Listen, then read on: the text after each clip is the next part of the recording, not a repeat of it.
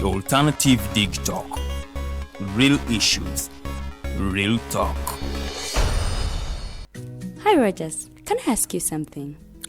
Shoot. What does corruption mean? Well, summarily, corruption is abuse of public power for personal gain or for the benefit of a group to which one owes allegiance. For example, when a public office is abused by an official accepting or soliciting a bribe. By the way, private people can be corrupt too, like bribing police officers to escape fines. Okay. So exactly how does that concern me? Well, do you pay taxes? I guess, yeah. What does that have to do with this? Everything. Because those taxes you pay are supposed to facilitate services you use, like water, electricity, roads construction, medicines in hospitals, name it. Okay, that is much bigger than I thought. But it can be stopped, right? Well, yes it can, although it may not be as easy as it sounds. And here is the reason why. Corruption roots are grounded in our country's social, political, economic, bureaucratic traditions and policies. So, what has kept it going this long? I mean, why don't we stop it? Well, the main reason why it has been here for so long is because institutions are weak, either as a result of poorly defined ethical standards of public service, weak administrative and financial systems, or ineffective watchdog agencies. What can we do to stop it? At a national level, we must focus on strengthening the independence and effectiveness of public institutions that fight corruption. At a personal level, we must commit to never giving a bribe. I promise I'll never give a bribe. Well, that's a great decision you have made. Me and you now have to spread this message to all our friends. If we all do our part, corruption will be no more. This message is brought to you by Alternative Digitalk. Looking for a pair of shoes? Let's Up Stores has a wide range of selection for unisex footwear. We have the best quality of all brands at pocket-friendly prices, and we make deliveries countrywide. Just place your order or reach us on 0772 08 0090. You can also check up at Let's Up Stores on all our social media platforms. Let's Up, craft your own footprints.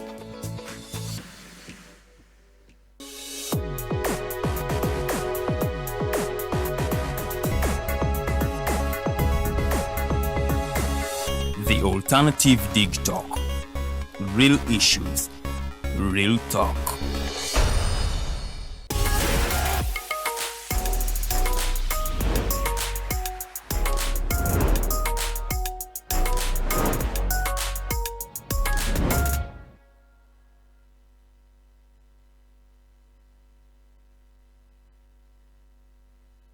Welcome to the Snap Talk with your girl Teangel and the two beautiful princesses. It's good to have you here again. It is Saturday again. Yes, Monai. Mukulike na yaje muva. Wiki ebadde ni for me ebadde nyimpi. I don't know about you go ebadde empanvu but kulika yo okwanga munayo tuso ano si changu. Yeah, I would say si changu enda kuzo munayo. We barely survive. But it is Saturday. It is a weekend. Mwena bali kunyege batubidde konga mututeze munabangu eyasaze ono gambo wine kansigale waka anti naye mimwe gamye musumya kati wano mu Kampala watandiko nnoonya omukazi.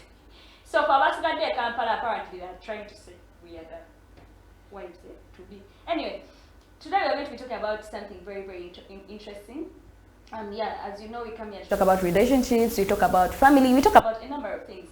But today we are going to be talking about a topic that is about, parents and their children and all that. So today we are going to be looking at the fact that you as a parent, or if you ever become a parent, you have been through university and all that, do you think it is very important to give your child support nga maze university notaga munze nkujjako engalo ebyange biwedde nkuweredde otuse but then you're like, my child still needs my support, because I mean completing university, it's not like it's guaranteed the job is there waiting and all that. For some reason we need that support still. So do you think it's ideal no omwana wo capital so okay ne waba afunye omulimu gwe olowooza kiki wandikoze wandigambye nti okay adda afunye omulimu at least kamweko rent asooka Gwenga gwe gwali eyo mwana atulaba oba omuzadde. What do you think about our topical discussion? Comment section on nakwalire mu gikozesa nnyo because today we're going to ensure that we read each and every comment. Let me take this opportunity and welcome the princesses and then we dive into the topical discussion of the day. Kantandike n'Omumbejja Uganda. Omumbejja Buganda buza kwatwa olunaku olwaleero. Akawungeeza akalungi abasigadde nga temwagenze mu nnyegenyege nammwe abagenze mu nnyegenyege mbabuuzaako ffenna tuli mu Uganda so abatulabira mu ggwanga n'ebitundu by'eggwanga ebyenjawulo abali emitala w'amayanja. Thank you so much. Mwebale nnyo mwebalire ddala nze Omumbejja Luwedde Lilian and I welcome you to the Snap Talk today. Mulama gw'olwaleero gutukwatako ffenna ndowooza abaali bamalirizaako okusoma n'olinda entandikwa n'oyagala ogambe muzadde wo oba abamu ne weeyiribira wekaweka n'oswaggula wano nawali so come we discuss mamulowooza kyabuvunaanyizibwa kirungi omuzadde okuwa at least starting capital nga wakamaliriza university si byangu so yeah tugenda kweyigirako ffenna. Okay, thank you so much, Princess of Buganda. In the same spirit, let me welcome the Princess of Munyoro Ababuze, and then we dive into the topical discussion. Vale, Snap Talk on Saturday. We are nearly Christmas. Abamu bali mukusanya kamunyegenyega. I know you are not watching because you can't be nyegenyega and then watch Snap Talk. But tujja kubaagaliza okutulabanga muvuddeyo nga muli mu relaxing you watch Snap Talk because anyway life doesn't end at nyegenyege. Tujja kubanga obulamu ffe tubutambuza abasigadde e Kampala obanga bayagadde notafuna kasente next year Jerry nyegenyege yo erina next year yogo yadde nga abamu bagamba ngu abasigadde e Kampala they are the wife materials babalimba abamu basigadde because baavu n'abadde ne sente baaligenze so don't be misled. By the way, someone can go to nyegenyege and be a wife material. Bulekerawo okulimba abantu bakujatinga abantu because of the places they go to. Sometimes omuntu aba ayagala just to lose themselves. Bakubuuza the craziest thing you've ever done. You have no, I've gone to nyegenyege before. 2023. You guys. Nenga mujatu nyemu munange topic nungi kwatako gwe omuzadde n'atali muzadde nawe asuubira okubeera omuzadde.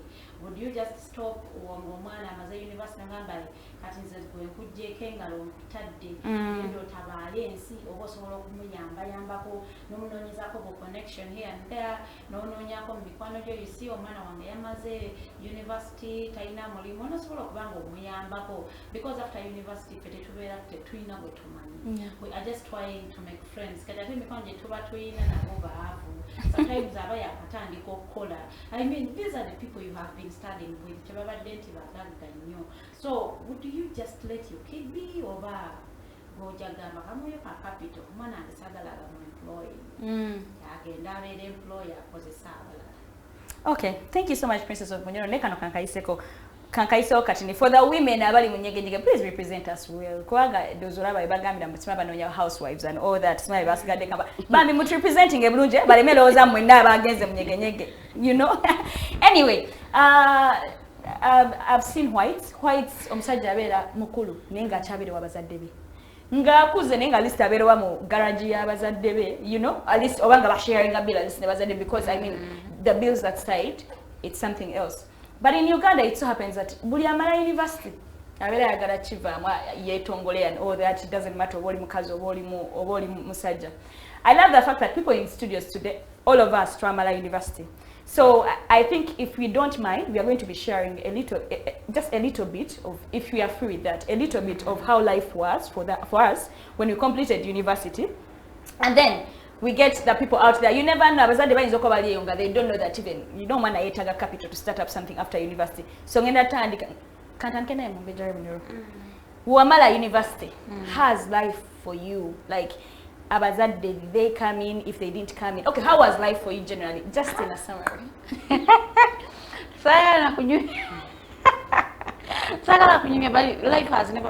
can never be easy.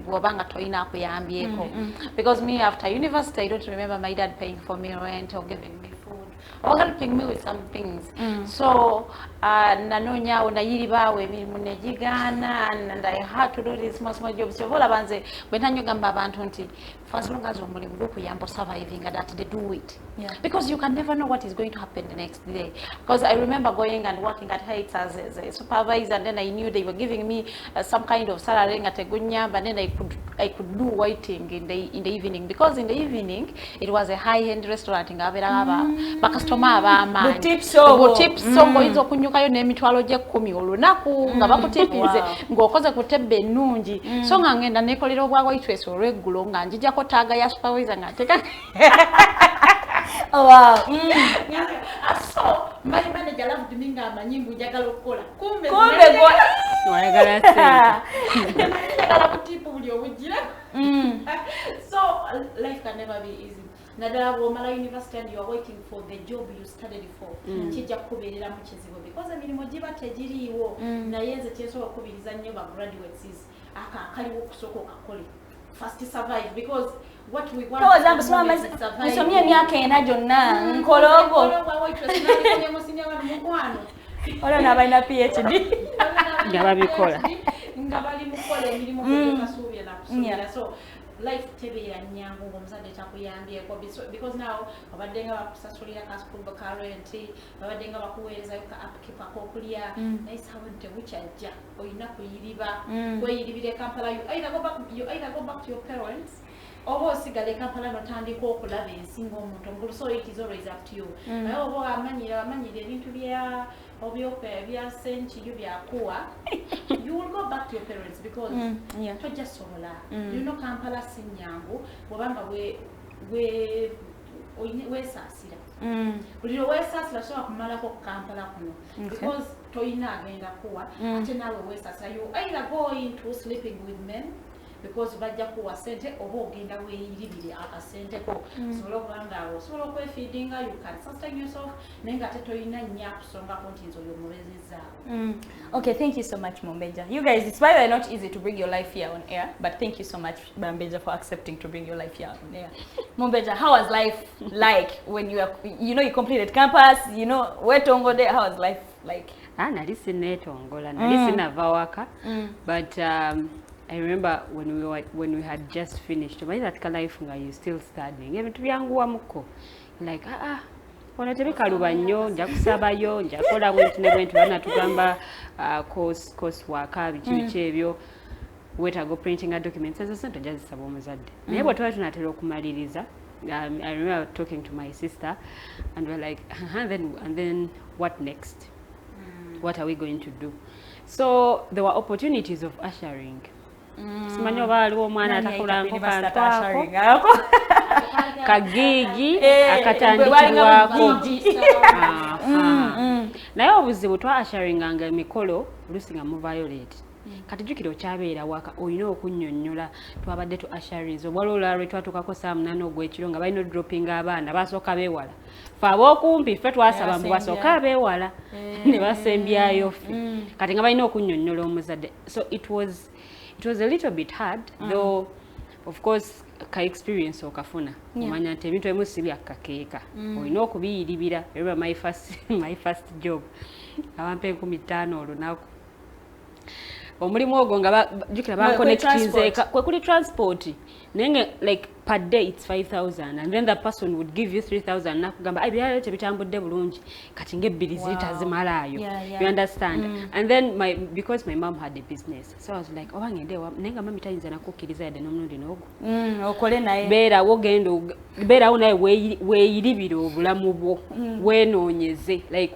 weeswaggulire nti tagenda kuwa byakakeeka so it wasn't easy ate abaana bangi nnyo kati awo ebikemo we bijjira otandika okulaba because ffenna bwe tumaliriza si buli omuntu agenda kubeeramu nnaku waliwo amaliriza already ng'omulimu weeguli waliwo oli n'atandikira nawe okukola kati okulaba nga mwamaliriza mwenna mwenyumiza ng'ebintu ebimu mu class but already waliwo abaafuna nadde emirimu naye nga gwe okyali awo obulamu emyaka gitambula manyi buli mwaka ogugenda tegudda buli gw'oyisaawo bw'oti gw'ojjamu awo tegusobola kudda era oba tolina kyogukoleddemu ojja tuuka ogambe kale singa tuba nakola bwenti ne bwenti so life after school wasn't as easy as some people think it was or some people think it is. Thank you so much, Princess, for sharing your story. Welcome. Ngenda bajukiza sikyabo sharing our stories here. Thank you so much, Omumbejja. I think my story would be ngenda soka nebaza Digitalk. Me, by the time I was in my third year first sem, it's COVID. It's when I had started to think, okay, I'm finishing school, and what next? Because of it, okay, mazosoma, journalism, nekati ani agenda okumpa mulimu and all that. And it so happened, that Digitalk gave me a chance to volunteer. Meanwhile, volunteering doesn't come with pay most of the times. So I had purpose, but then survival. And on completing university, it so happens that me when I was studying university, I was renting, I wasn't in hostels. Actually, no, I was in hostels, then I was in rentals. So Okusoma, wali your students, but you kids are. You guys, let me tell you, I remember I used to read some cutting growing up is a trap. I realized that growing up was a trap. Because they paid my hostel. So this time round I was done and I was stuck. I am volunteering. Okay, yes, I have purpose. But then hostel, renting, which is I didn't have even a single penny on me. And my parents, mommy volunteering and all that. For them, they were done. They were waiting for one thing. Graduation. So olidanga mune ebikulemye kwata ebintu ebize waka. So I'm imagining inve ku Gaba Road at katinzireyo paka Nigeria. You know, I was putting things together and everything. No, it doesn't make sense. If I go there, I'll lose purpose. Must stop very every day because in the long run, muzado agatagya kwa that transportation. And it's not like you're really earning. And luckily enough, the past volunteering too. Babi ne banyamba nga bazadde basudde. Okay, what he has to do, but you learn to yes, be responsible. Yeah, so the time my parents felt like for them they have done their part. I mean, back when they have been paying everything. So, it's upon me. So I'm the manyamba munai bakamange de masasulira rent. I don't know, but when I went through that, I realized, I say to myself, I'm never letting my sisters go through the same thing. If my parents are done, you know, paying tuition and all that for them, on their own, I'll offer them a roof where they can come. Because it was really hard for me. Because you understand,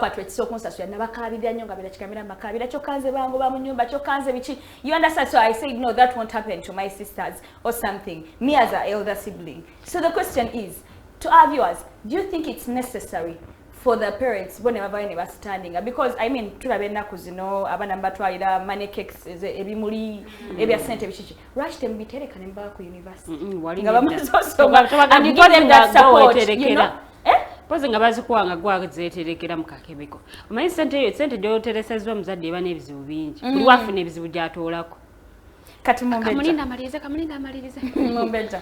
Gwe at least for you had, you know, staying at home. You're lucky mwe baba bazala mu town temulinganga bufe kati. Oli wa mchalo. Farida abera ino kudaiji. Oli wa mchalo. I mean Nigeria is far. Okay, people come from there every day, but you need a car. I didn't have a car by then. Okay, even right now I don't have. You know, by then and they think for now you have it right now, but okay. What I'm trying to say is, for you, okay, you are accessible somehow, you know. So going your process, however much you had a roof, you know, to go to your parents and all that. What would you advise the parents? Do you think it's really, really necessary for them to offer that money? Because yes, but then at the end of the day, I'm going to make wrong choices. When Basina a starting point, I'll make wrong choices. You understand? So Mumbejja, I'll take it from there. I don't have any problem with a parent okuyambako omwana we. Bw'abanga omuzadde oyo alina obusobozi. Oluusi twagala nnyo abazadde baffe batuyambe naye embeera mw'okulidde naawe ogirabye.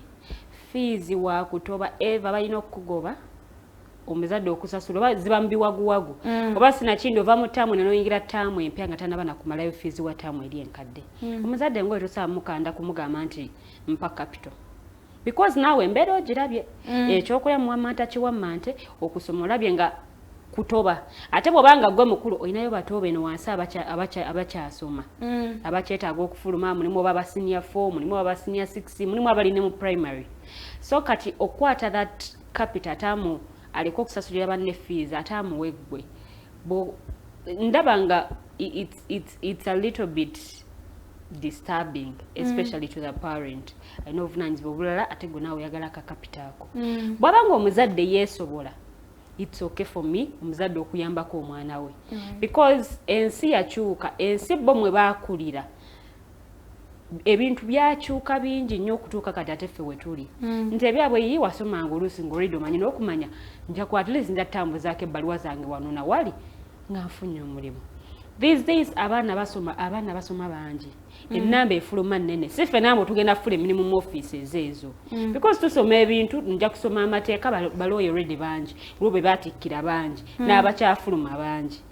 Nsomye oba obusawo at least bo bayambibwa lwakubeera nabo si kwegamba nti no bafunamu but then these other courses omwana bwabanga amaliriza bwabanga omuzadde olina obusobozi muyambeko naye okumuyamba okwo manya nti sente zino tuziteeka mu kikyagenda okukola alinayo skill endala ng'oggyeko bye yasoma bwe tusobola okuziteeka at least nawe obanga wasoma kino wasobola okgenda n'obanga okola kiri omwana n'aba n'obwongo obwo obugabiza n'agamba nti oke kino kye nasoma kyo kiringa ekikyaluddewo naye kanjirambako wano kyenkola ku muzadde asobola naye omuzadde nga tasobola omwana si kuadvise nga kutandika kukeera kulemera ku muzaddewo nti bana impact starting capital awo tujja kubeera selfish oluusi n'okweswaggulira kuno oba okuwatanya kuno kukuwa obwongo okulowooza ennyo nti ojja kwagala obulamu obulungi ojja kwagala okubeera obulungi but you have to work and oluusi obuzibu era n'obulala bwe tufuna nti mu bwongo bwe obanga olina nti nze kye nasoma kye nnyina okukola oluusi wava obuzibu nti opportunity ziyinza okujja n'oziyisaamu amaaso nogaa sijja bikola ebyo kati ate n'oyagala muzadde wo ataakuwe capital nenga atuolusi opportunity wano weeri naye nga gwe togikoze eki togikozesezza so nze ngamba omuzadde bw'abanga yeesobola ayambeko omwana we bw'abanga teyeesobola nawe omwana embeera oba ogiraba oba ogimanyi we mukulidde mulimu bugubi mama bakyamubanja rent oba bazadde watata bakyamubanja rent ayinayo batoobo ennyingiza ye si eri awo nti nnene nnyo nti oba afuna zino naziri so gwe okumuteeka ku nningo ogamete amuna impact starting capital nedda kiba tekikola but if someone is able let them do it. Okay, thank you so much, Princess of Buganda. Princess of Munyoro, wali mugezi because by the time by the time you finish campus towera mukulu nnyo ya about 23 24 naye oli n'agamba okay bampadde ogwa manager mukama yebazwe ngufunye naye ate sifunamu kan tekeko taga kuloba waitress ifunenga ka daily allowance actually neche wetago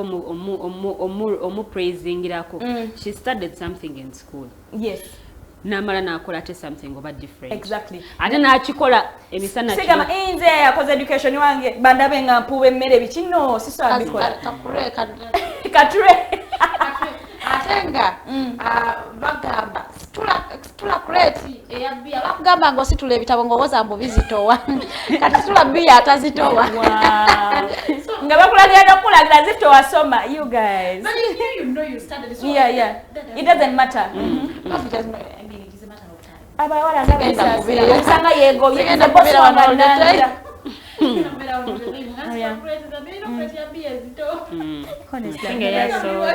olabe ya soda sizisobola ngogamba oza bizitowa wakati kusitula mukuletu ya bia ekyo kisinziira ku ewamumanyiyo olamba newenesaasira kale kanneebake ninda omulimu gwa office ani agenda okumpa because I can give you an example. Twina abana betwamala nabo and they couldn't maybe sustain themselves. Never fumbirwa. Yeah. Because it is the only option they had. They had option. You go for marriage because now you and you marry a rich man. For over your head. Someone will take care of you. Ne mwatabera mu rich. Boyfriend wa ayagala okuwasa wongo. Nabiyogeza ngogeni. Aya boyfriend ayagala okuwasa kwa anonya yakabiyogeza ngoyingira. And by the way, I think for clarity, what you're trying to say, some people, it's not like officially married. Yeah. They just go into courtship. Wesenza makaga rent. Ogenda nga asaga. But we're sure. Because a lot of us women fear responsibility. Yeah. Buli ekintu ekijjamu obuvunanyizibwa ogenda kwata sente zo bazikusasudde kyataano ojjeko ekyasa tosasule ennyumba ogenda okibalaabala osibeko enviiri awo berenga enviiri oba tokyasa olabikeko obulungi naye kumbi olinga badde asaba obufumbo why don't I just move in with him akasente kange nkasevinge neyeerabira nti gyogenda okusevingira akasente ako ogenda kufunirayo olubuto obuvunanyizibwa buyingidde abeewammwe tebamanyi na musajja gw'oli naye because the girls betwasomanga nabo nga alivinga ne boyfriend we nga taata wamuweza hostel naye yasalawo akasente kakasevinge bagirali so as women naturally twagala responsibility alaba embeera ekalulinga nawayi nenfumbirwe ate sinja kufuna gwemblaminga wampasa olina okundabirira olina okunyambaza because now you are shifting the blame naye nze ngamba nti omuzadde olaba businga mbadde simaze wali zinoonyeza ezinsasulira university singa mbadde se graduate nze so bw'obanga toyina busobozi sijja kugamba nti kwata capital because eza capital zijjagula naye omwana muyambeko yambe ali mu nyumba ya mitwalo kumweka ekyetaano mugambe kutandika leero nkuweegi etaano giyiribe because omwana nabadde takola kati omusuubira atandika okuyiriba sente za rent from nowhere atandika okwerabirira okweriisa yeeyambaze bane Kampala can be hard very very hard because tobulaba nti omuntu sometimes kyayisemu takyagaliza nnyo mutoowe akiyitemu so singa omuzadde agamba omwana ono abadde nga asasula katugeze 1.2 university musasulira rent wa mitwalo 12 kale n'okulya ebyokulya muleke yeeyiye because it is hard to sleep hungry in Kampala unless you've not made friends so ekyo kiyiriba hiya ndera n'okinoonya n'ebitaano ofuna ekyokulya e Kampala wano ogenda n'oyiriba lumonde Farida oweyinulidde nnyo ku mikwano no abaana batugeya nga tugenze okubaswama akamere kaabwe neze Lilian tetugenda kumudeeta wonni nkugambe ine olaba ekiri wonni omuna ekiriwe tutokose ekikyere enkirembwe mwana ukangende ewange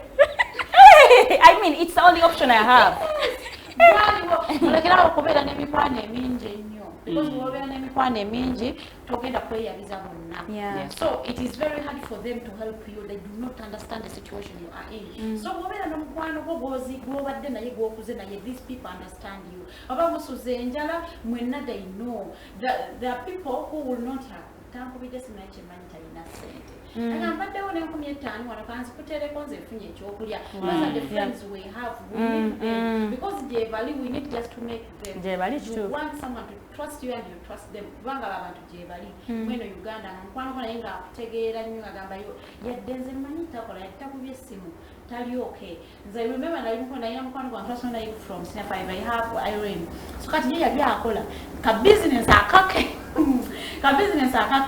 so ng'akolera ku Lumumba Avenue. So she knew sometimes we would not have what to eat. So ngasula nabweru she would pack her chips ngabeka sure asigazawe sowani yange because she knows jakuba somewhere yanga siride. So in the evening she will come pass by home and drop my chips neyongera ye nabweru. That would be ngasimu kubidde simusina kyakulya ngasimu gambye mbobo ndeterayo ekyokulya ngova mu kibuga but she would do that because she knew embeera gye tukuliddemu gye tusomeddemu nga buli omu talina kyakweka munne we all know our backgrounds. So abazadde ne bwoba toyina nnyo at least yanda omwana munoonyeeko omuweeyo ekyesatu because at times nja kutya okugamba maama nkusitressinga olina omugugu mungi naye bw'okampa sigenda kukagamba nga tanakuwira kugamba ndi wanne neetagayo emitwalo 20 naye nga naawe oli ku kisenge naye nga naagwe gwagamba ndagenda mu ddwaliro naye sirina yadde se n'owuliranga ebizibu bikuli wano ng'oli mwana muto so gyobalaba nti kyangu nnyo because omwana ono bw'abusinga yali afunye ebiteeke tewali gimuwalidde sente yali mulese asudde emyaka 3 nezigenda awo so omwana kwatayo mitwalo 5 gambe kale ku rent wongenda kuteerako 5 obalimira batoobo n'abalina obusobozi parents abalina obusobozi naye nga for them they just decide not to help. Nzo gwange gwali gwa kusomesa ezange zesente zenina si za taata wange so nawe genda okola ezizo n'abazadde gye balina mentality eyo and to them it is okay. I nyini Farida kangambe kano. Do you know that, are you aware that there are very many parents out there nga tebamanyi na mwana waabwe wabeera? Like ng'omwana waabwe newa, let me say if anything happens to that tebamanyi na wakutandikira tamanyi mwana wabeera wa tamanyi mwana wa akolera wa just ye kyamanyi ali eyo tamanyi oba omwana yeetunda oba akola biki okitegeera. So I feel like wetumala university somehow abazadde they threw away their responsibility. You understand? Because I mean, just so that and when they think woman university of no automatic you must get a job. Right. So no one number I have some more every papla that you no. Little did they know sometimes when they do some of it's not the course we wanted. 5 years back, ngagotonna malatayina mulimu. Ne yamala 10 years back tayina mulimu. Ayire bakambala abana bayiriba owino nga bayina bachelors. Bayina bachelors the first class. Bali ku mutaasa waggulu awo. Bali awo ku mutaasa boogera oluzungu. Olusana mu America. Nenga boogera ku mutaasa. Alumalira mu Uganda rononera wano. Masinga agali fake endo. Aho bajinyonyera mu luzungu ne mu Lugya. Olusana America. Ngalo alumalira awo ku mutaasa ka feel, I'm telling you. Ngawo abana bo basoma baba isano mu international schools emirimu ne kigana. So the parent is there like obaka sente kange kafira ki sente yote yafa naye omwana we yamala okusoma wamuyambako toyina sente oyina mikwano jo. Did you get your kid ne mutambulako naye? No mutwalako omwana mukwati genda naye mu office ya mukwano gwo mutunulire omwana wange muwe kyonna kyasobola kyonna ekiriwo ne bwe bakkirini ngatandika nze ndabana boss waffe olumu ng'abeera agamba tate namukwata namutwala mu office and I'm like wow I never got that tambula naye nze they are friends I know because of my dad they are now my friends ekyo kyenyumirizaamu nze namanya yanja because of my dad tata wange yakubira yetunganga manyaga inakawala akange but then it was very small but tekayina mulimu so nawe yanja simu yanja nanoonya so through yanja I know Council Aaron and through Council Aaron I know you are here so the friends I know tinkoze emikwano through my dad yafaya at least ndi okay teyampa akasente naye oyalabanga omulimu gwe nalikola nakakwagalira koddala nga lwawulira nti nyinyuka sawa musanvu ngero tezimu I mean omwana w'omuwala omwana mwala nyuka sawa musanvu no reporting sawa bbiri ez'okumaca but why are we exploited like that anti akugambye yakolanga emisana n'akyusa ekiro n'akyusanga imagine how many girls out there are this smart kati nga muzeyi wakitegera nyinyuka sawa musanvu bagenda kumutta so he made sure ati anonyeze emirimu yadanga anoonya nga nsindikira mikwano gye you contact this one genda mweno office genda mweno office so yanyamba nnyo yadde kati yampa kasente at least bu connection bu contacts yabumba so it is up to you how you talk with people how you will relate tell excuse me tetuyina sente toyina but what have you it is hard okumpa omuntu mbu contact get a meeting and then the relationship doesn't go on kutia for as long as I have your contact and I have interest in the friendship it will be there you understand so everything it is also important on us how do you relate with people tata wakusindiseyo weyisizo otya ojja kutuuka eyo oyagala abantu bonna abasajja abali awo bonna buli omwe oswaza tata wagambe ono temuli alina ekisaba naive baba temuli kubeera naive yamu that's why I'm asking people to represent us well baleme kutwogeza gwogeze ku social media olyokolare but anyway it is choice you know tukola choices mbulamu nagamba why nze bwentyo bwenjagala okubeera so abazadde nga abaana bano basoma you know someday omwana onagenda kumala musakedi at least try looking out nonya mikwano gye mikadde tandika wakubira obusimu yadde nga mbadde temwogera build back the friendship omukwano gukomera nagenda okumaliriza nga mbadde mwogera kati omugambi munaye omwana wange yakoze bwati ne bwati alina batalazi osobola okumuntera kaawo osobola okumukolerako oba nabeera personal assistant wo nze nabeerako personal assistant wa MP Mulamba catastrophe of my dad abali naye tebansasulako kasalade n'akamunenengo nze kuolaba twazunganga ne MP yali tava mu constituency yali akulaga akalulu nange nabeera nze saali wa MP nabeera ew'omuntu naye nga ffe tuva mu restaurant naye nga sifunako ku musaala dogo mpozi kye yankolera kungulira charger battery yange ngeyo nolese so simanyi lwaki all assistants are not paid I promise I was a personal assistant to some guy personal assistant ba MPs nga bagamba tebabasasula bakituufu nnyo because nakola 3 months naye tebansasulako yadde wali otandika butandisi okyali ku probation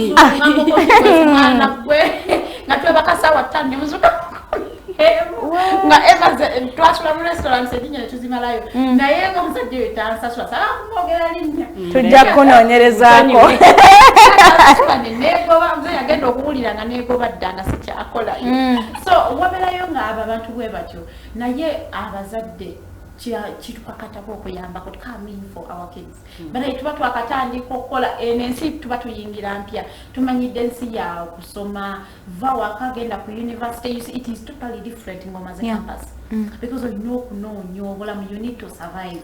But n'okwogerezaganya n'abaana balala tomwadde kikumi mukubira essimu omuzeemu amaanyi ali simukubira essimu omugamba ojja kimala, you go, don't give up, because ffe twakera ku makya ne tuwandiika kati nga mugamba leero tugenda tambuza application ku Gaba Road. So you identify places on Gaba Road, kuliko petrol station, Shell, Toto, and now kuliko supermarkets, and then you go nga application is mwezi wandisi to specific places you identified. Olunaku ne lugwera ne muyitawo emyezi ng'ena nga tewali abakubidde essimu.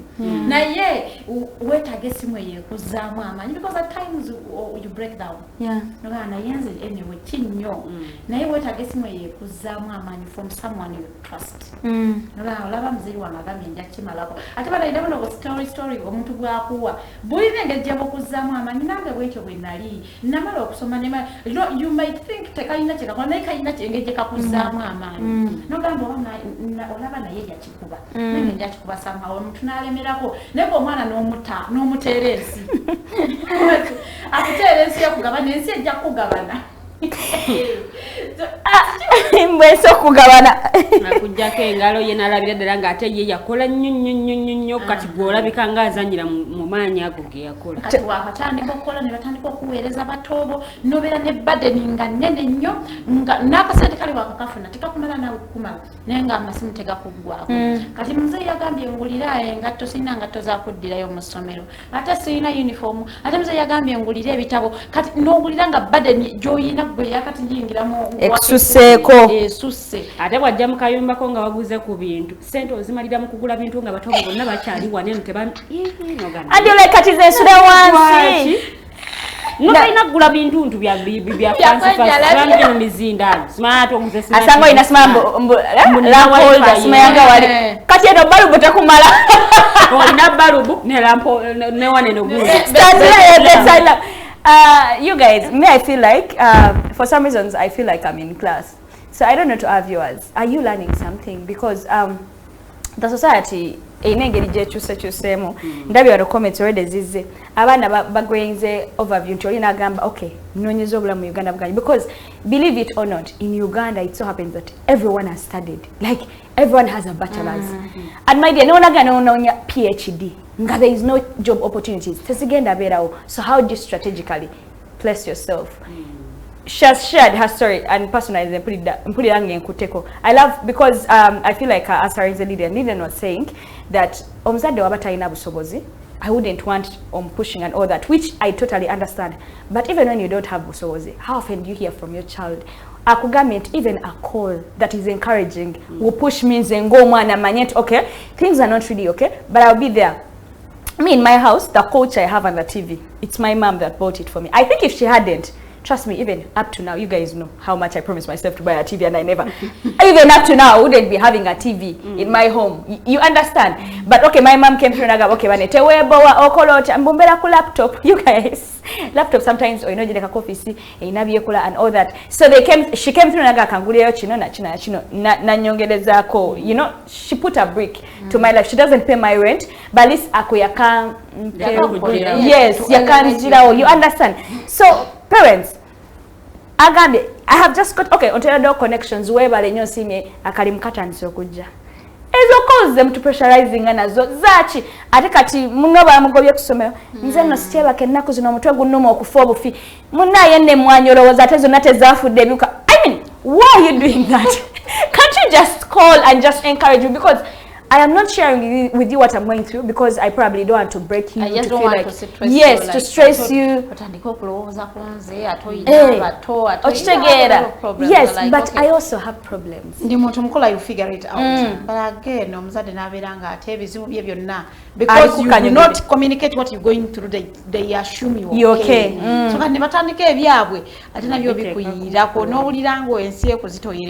so you find it, you're from Uganda again, and they do not communicate. They cut ties with the family. And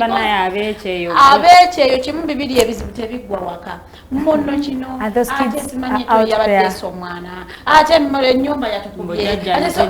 Those kids are out there suffering. My best friend is in the UK, but she had time 2 years in a stable job. Ngatwana mukiriza staying at that side.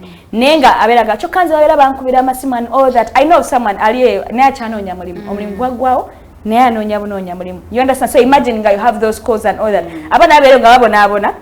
First of all, their living conditions are not that perfect. They also have bills to clear on their own because of basura and all that. So anyway, Omumbejja, do you have anything you'd like to add on today's topical discussion?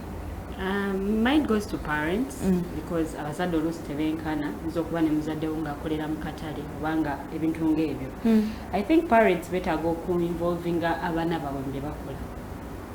Nti omwana ono ne bw'abanga okimuwadde ng'ajjawo n'akola naawe, they get to learn a lot of things apart from child at university because tekimala nga bwe mugambye buli muntu kati asomye baana balina empapula bayitirivu ate kati ng'ogenda owandike bakusaba experience ya myaka 5 bagitusabanga naye nga weegumye n'ogaka nkiteekeyo.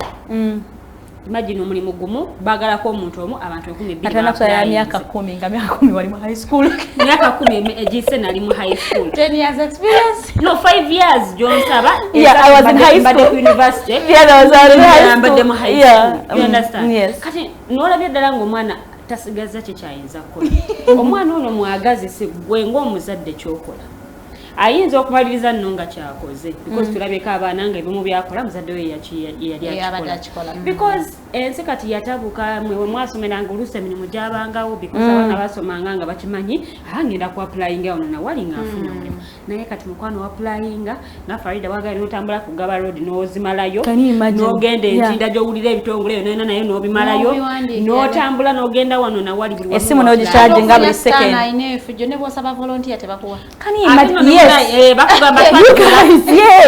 bakugamba twajjula ati waliwo adangani mu inbox I'm coming to Digitalk to volunteer basasulire that my dear they don't accept volunteers anymore. It was my luck.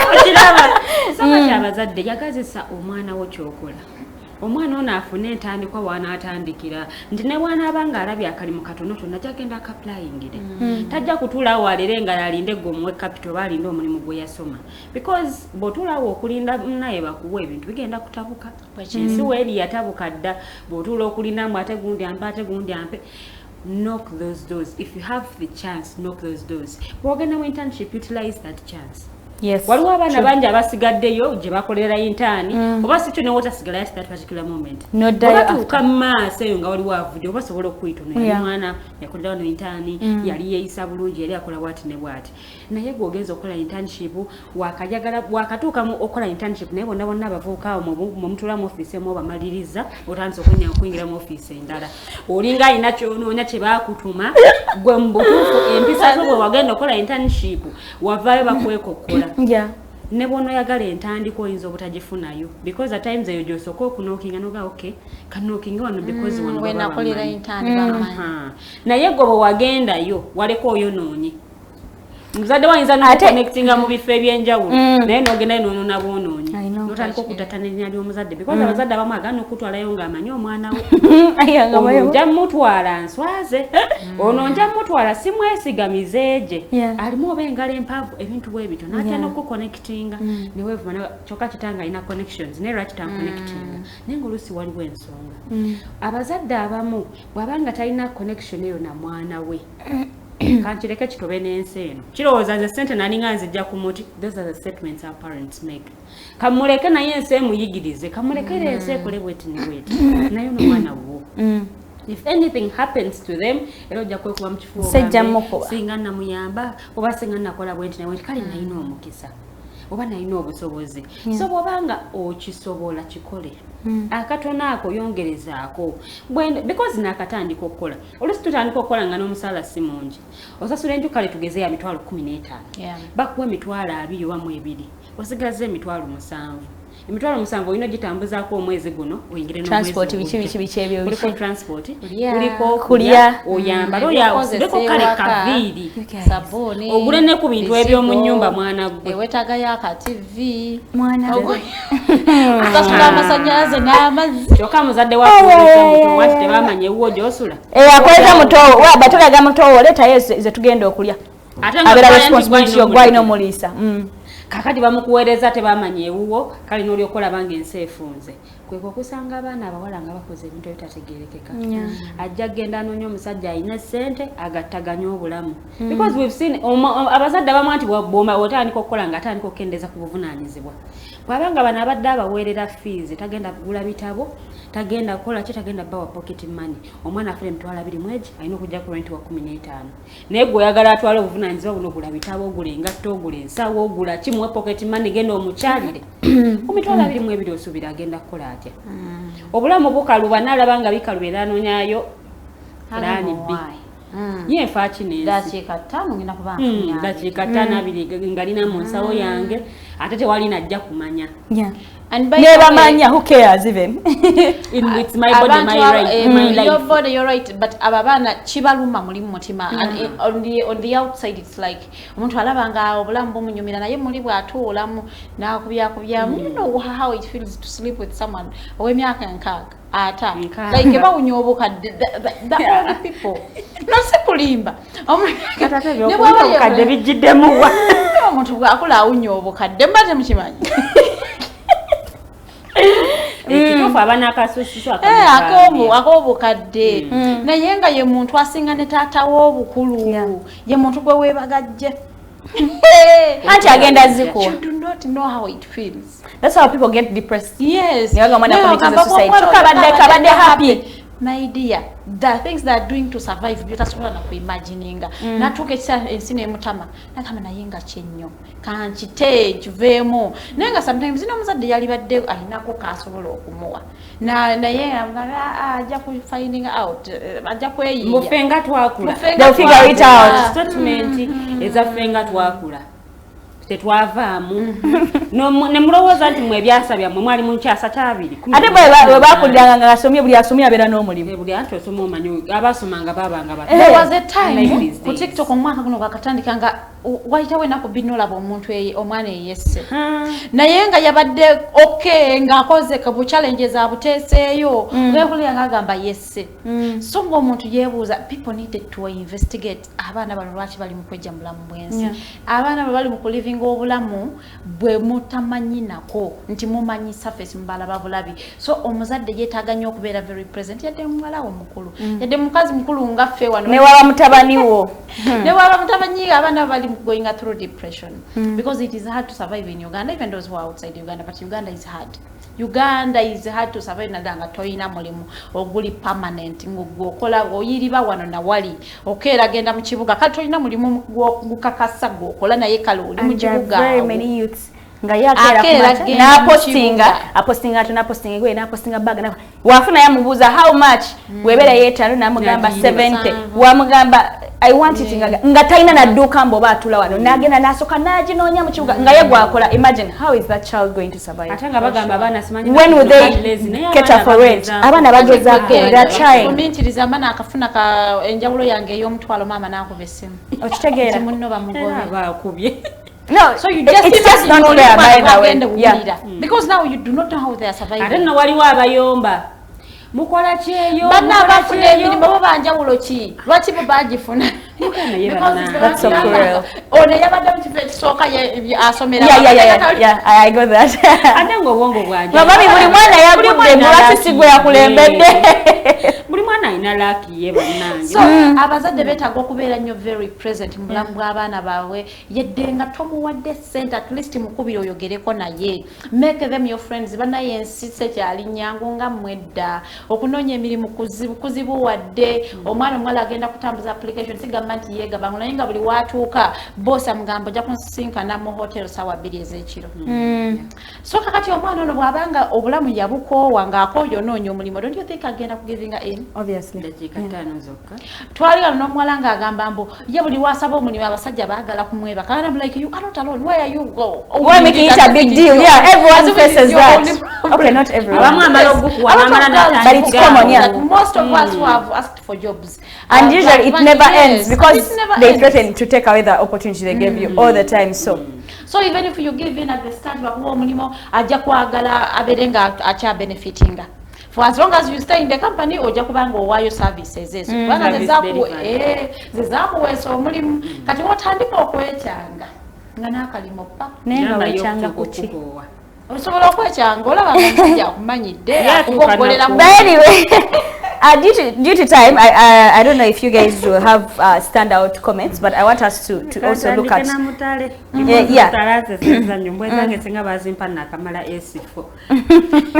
Ate nayogera ko naga mwana namala university kati I'm here on Chiburumu.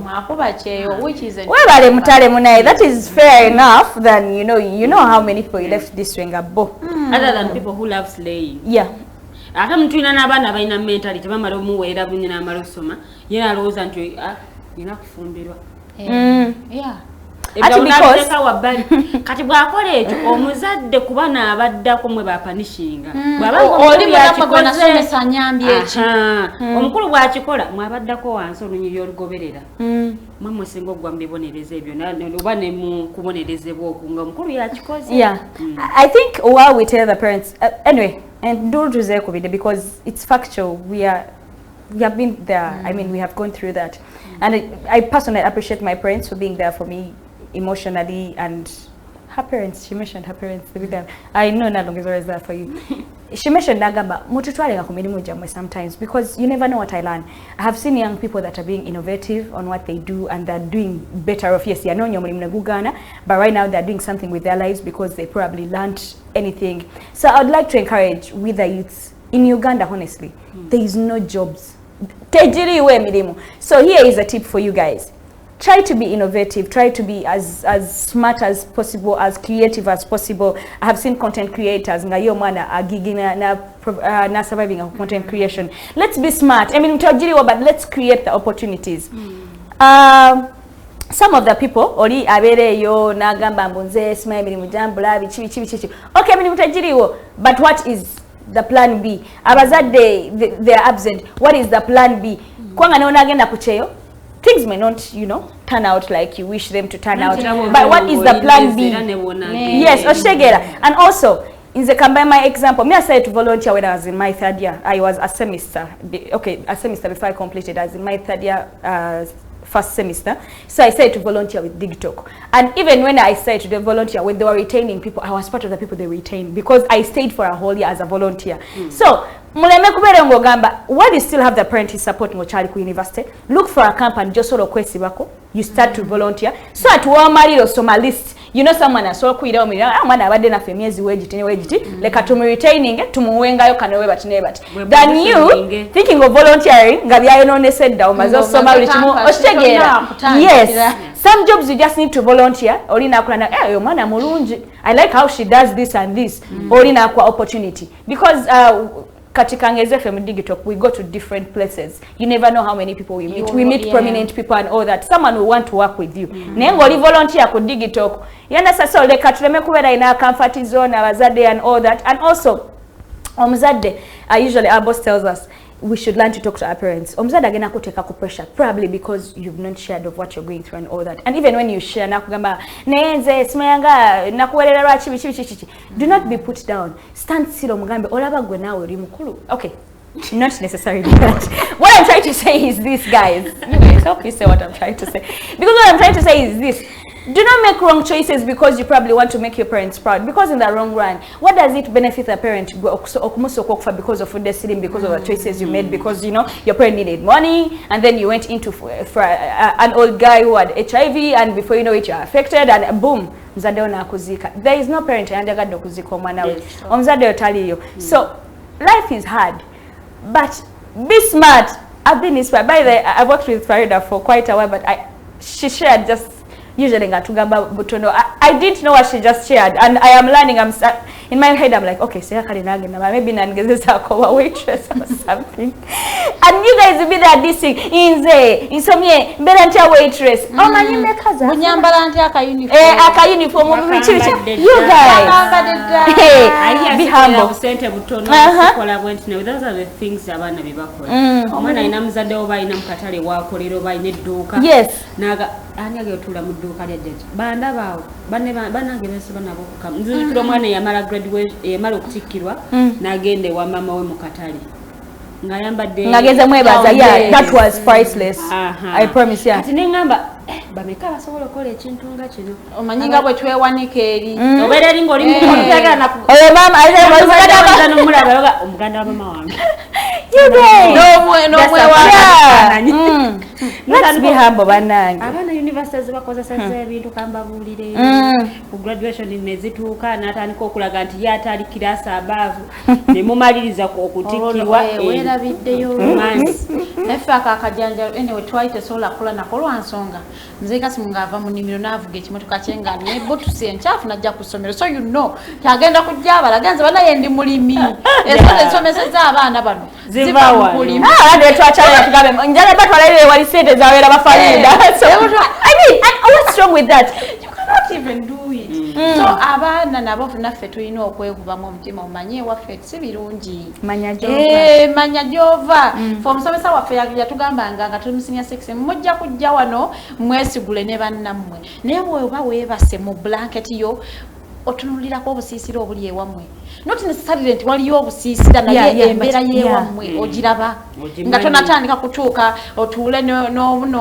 gwe bawadde pocket money w'emitwalo 10 mutandika okujoga essomero bando otolako obutozi taata yaŋŋambye ng'ennejjeko bando najjayo bando miliyoni 4 n'agenda nazo ku pocket money yes taata yaŋŋambye njjeko bando zinjagala najjayo bando miliyoni 4 n'agenda nayo pocket money nga tonatuuka kwesibako oyo mwana ewamu otunuddeyo obusiisira bwe banaakugoba ku ssomero taatawo agenda kukyusa akutwale ku ssomero eddala kubanga ebyo ebintu byonna oba olina waliwo university oba okuze oba oli muntu mukulu you can give birth you can be a mother you can be a father so oba oli muntu mukulu engeri gy'olaba obulamu ebeera eddala totally different tatawo kati oba mama asobola okutuuza ne mwogera ng'abantu abakulu because you have seen life ebintu obirabye kati biba biziba na university is also another experience you need to go through it's another job yes because there is no parent asobola okusa mpozi nga tatawo mugagga nnyo naye era wabeerawo embeera weekunyiga ku campus nananaye ebintu si byangu bikalubye so oyina okubanga naawe oli mujagujagu onoonya how to survive natasobola kwagala kulemera nnyo ku bazadde bo they also have other things that are taking care of kati kuba oli muntu mukulu fe bajja nakubuuza abazadde abamu bakubuuza like tolina boyfriend can you imagine by the time your parent starts to feel like boyfriend wakulabirire you guys kiba kimususe atuuka naye n'akoowa omwana yansala batandika n'okwandulira abasajja awo abalinamuko kasente bajjawo ino gundi yakomyeewo abadde bweru naye yakomawo azolo n'ambuuzaako azolo n'akubuuzaako oba wandyagadde nkuwa ennamba ye bakimukola ebintu ebyo bazadde no because they feel like they played their part the rest is ours ate era n'abazadde abamu balowooza nnyo okuba nti omwana otandika okukola akwatirawo essente bw'ati tutandika okukola nga okyali awo mu probation period transport so abazadde balina okubanga bakitegeera n'abaana munyonyola abazadde because sometimes omuzadde ono ebintu tabimanyi naye maama mukubira esimu omugamba mami omanyi bampadde omulimu naye bampadde emyezi 4 nga sifuna musaala so bagenda kubanga bampa ka transport ne lanchi sasa maama kimuli mu mutwe muli nti ono ate bwe bakuwe na maama mugambe mukaaga because ginenage ginaggwera koja kwa nebyetaago bingi ja kwagala okugula engoye okyuseko kaviiri so ezo okuwa maama tojja zifuna mugambe bampadde emyezi 6 nga sifuna kasente onakulaba ng'osibye enviiri ng'akubuuza batandise okusasula tuwadeyoko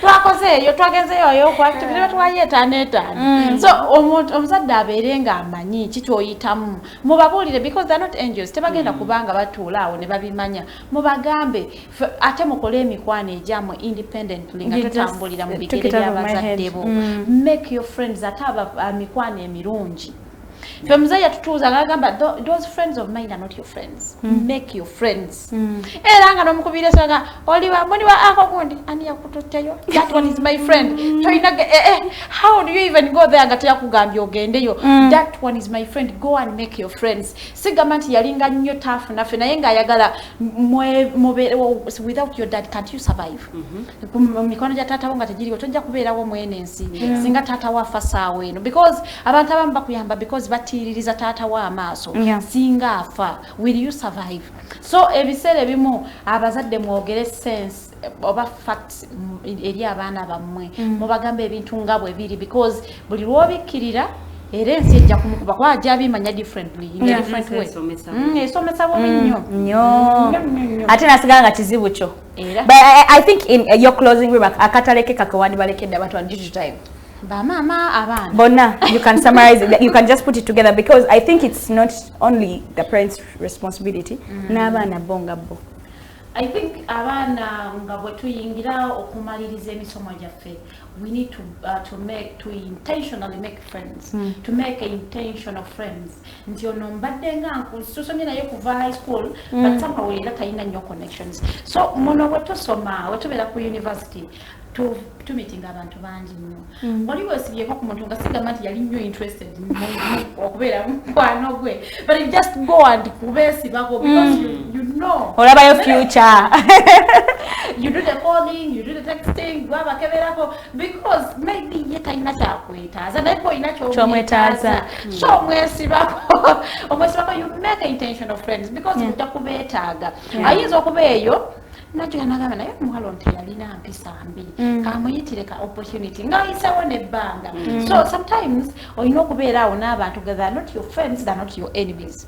Nga bali awo makkati okera n'obabuuzaako once in a while how is life or like n'obaleka awo mpola mpola. You see ensi gy'oba ogenda okuyingira you do not know how it feels. So gwe omwana olina okubeerawo mujjago kubanga otega otandika okutambuza application yo nga you have not graduated.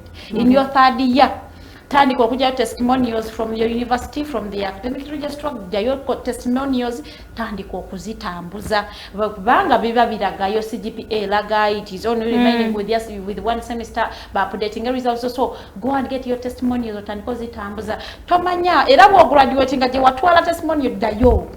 Dayo twale your applications ate bwoba otandika okusaba emirimu tosaba ja office tebagenda jeko nga office bwoteekayo ne buno obutonotono bano bwangu bwakufuna buno bwo wansi buno bwangu tiwetaga requirements nyingi kuza njukira bapo omulimu gwa supervisor.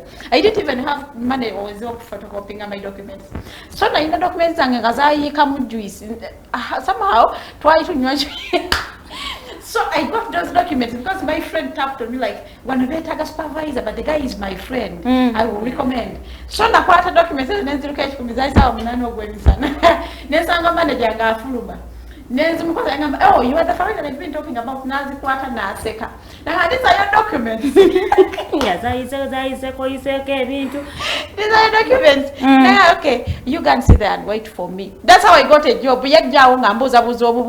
It wasn't a serious interview because my friend had already recommended you. Recommended me. So my documents were not really important. So obulimo buno obwo wansi buno mbakwala bagambe nja kukola buli mulimu. So naye bonna wanika bajja kuleka yo bajaga oyo tajja gusobola ngamba otajja kola so gwe mikwano gyo abali mukola n'abatali mukola yikane tenja yinzo funa omulimu nagana nga tajja gukola nyenza nga njja gukola.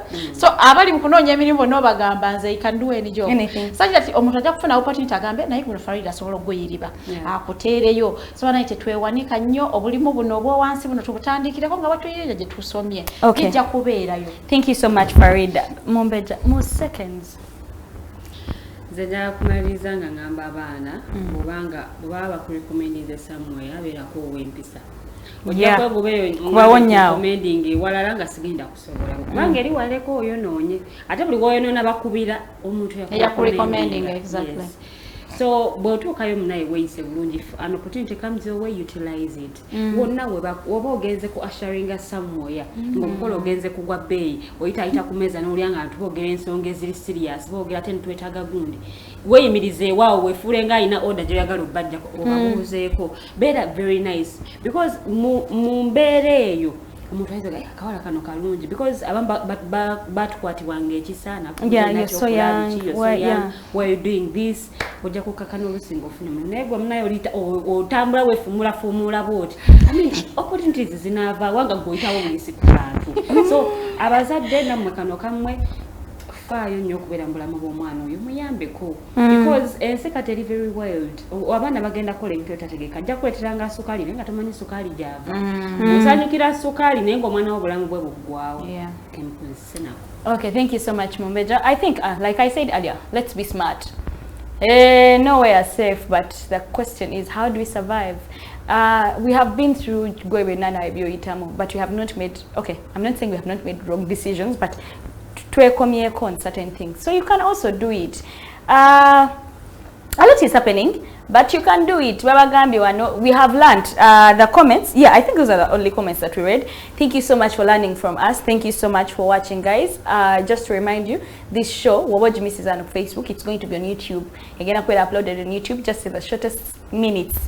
There ahead again I will up YouTube, and then if you haven't added up our YouTube channel, it is the Alternative Uganda. Genda subscribing Niga Kade, that every time we shall be putting any video, you will be involved, you will be part of the family. Please talk about class Snaptalk. There are a lot of shows that we have that are very, very nice and very, very educative. Just simone kano kalowozo nkabalekera ensije tulimu sibyangu kwano nagenda kucheyo nga you're not smart, you won't survive. Mwade balabi balungi nnyo kwenda wetu atandikide paka ne tutuse. Guys, see you next Saturday. Ciao.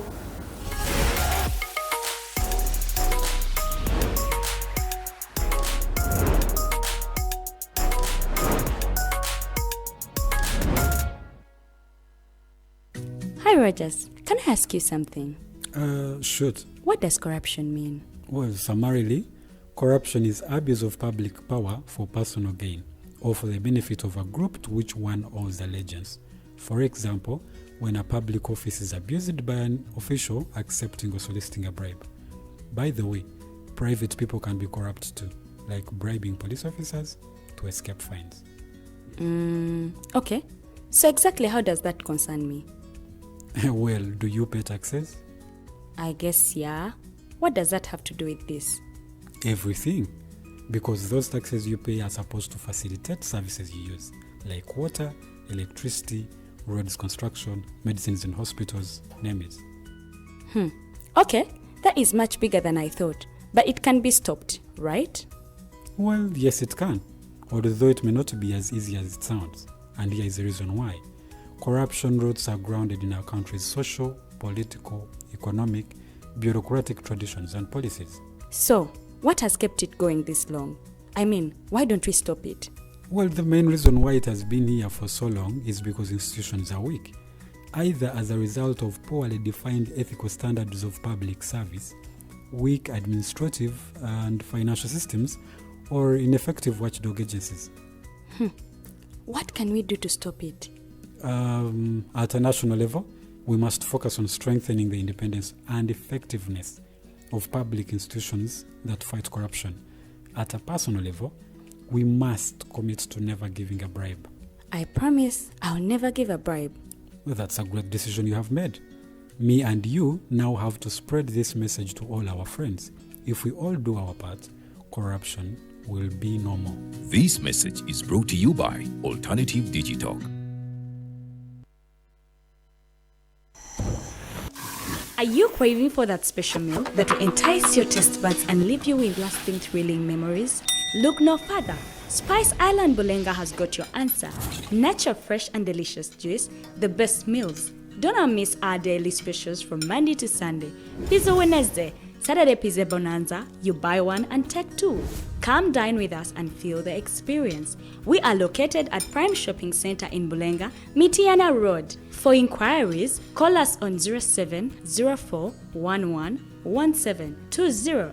Spice Island, we treat your cravings.